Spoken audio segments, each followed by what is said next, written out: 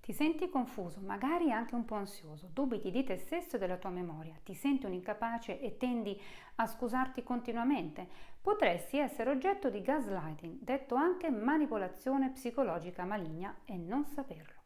Ciao, sono Patrizia Pietropaolo e oggi ti parlerò di questa tecnica manipolatoria della quale potresti essere inconsapevolmente vittima.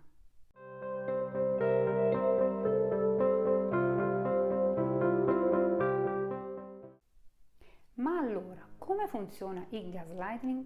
Su cosa si basa? Principalmente sul far dubitare la persona di se stessa, delle sue percezioni, della sua memoria, ma anche del suo stesso modo di essere.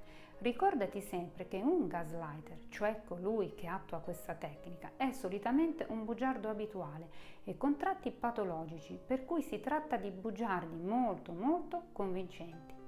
Dunque, a cosa dovresti stare attento o attenta? Ecco i 10 segni ai quali devi prestare attenzione per capire se qualcuno, magari proprio il tuo partner, sta adottando con te questa tecnica.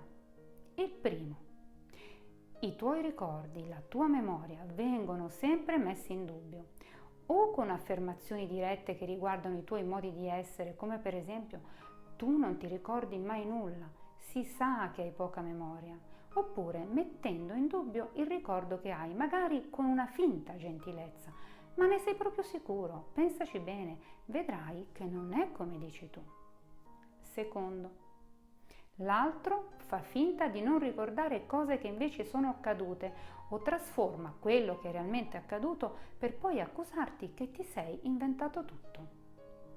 Terzo, in una discussione l'altro, invece di sostenere le tue ragioni, ti denigra cercando poi di sminuirti, soprattutto nell'ambito della tua credibilità, con frasi del tipo «Ma tu hai sempre idee assurde» oppure «Sicuramente ti hanno messo queste idee in testa e tu ci credi perché non sei capace di ragionare».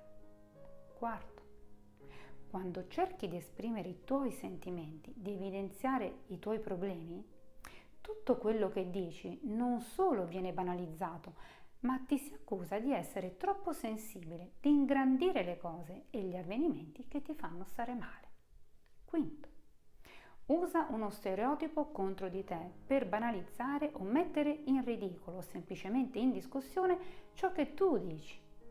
I soliti discorsi da donna, per esempio, oppure i soliti discorsi da bar.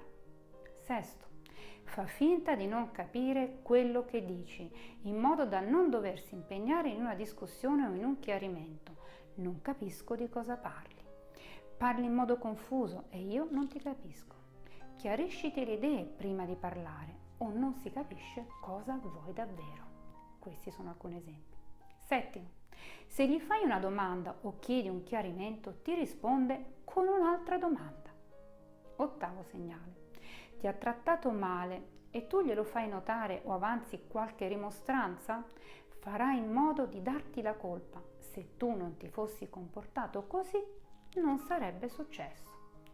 Nono indizio. Diffonde pettegolezzi su di te, magari fingendosi anche preoccupato. Penso stia impazzendo, non ricorda più le cose, per esempio.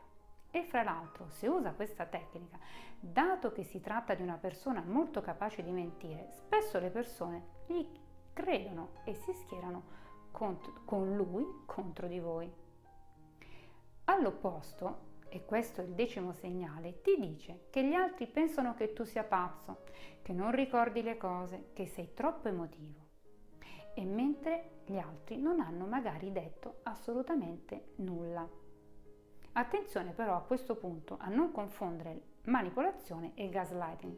La manipolazione fa spesso parte del gaslighting, ma mentre la manipolazione è abbastanza comune, il gaslighting è più raro e per certi aspetti anche peggiore perché si caratterizza come un comportamento di tipo abusivo che ha lo scopo di controllare la persona fino a provocare pesanti danni alla vittima. Ma quali sono principalmente questi danni? Allora vediamoli, quali sono le conseguenze e quindi i segnali ai quali prestare attenzione? Eccone 10 che devi notare su te stesso e che ti devono mettere in allarme. Ti senti insicuro, hai paura di parlare, dubiti di te stesso e della realtà, ti cominci a chiedere se hai problemi di memoria e dubiti a un certo punto anche della tua stessa sanità mentale. Ti senti solo e senza difese. Provi come una delusione verso te stesso. Ti senti confuso. Cominci a pensare che magari è vero che sei troppo emotivo, sensibile, eccetera, eccetera. Ti scusi in continuazione e infine non ti fidi nemmeno più di te stesso, per cui non riesci più a prendere delle decisioni. Ebbene, se ti sei riconosciuto, se non proprio in tutte, ma in alcune di queste situazioni, allora magari qualcuno sta facendo gaslighting su di te. Ma se vuoi, puoi difenderti.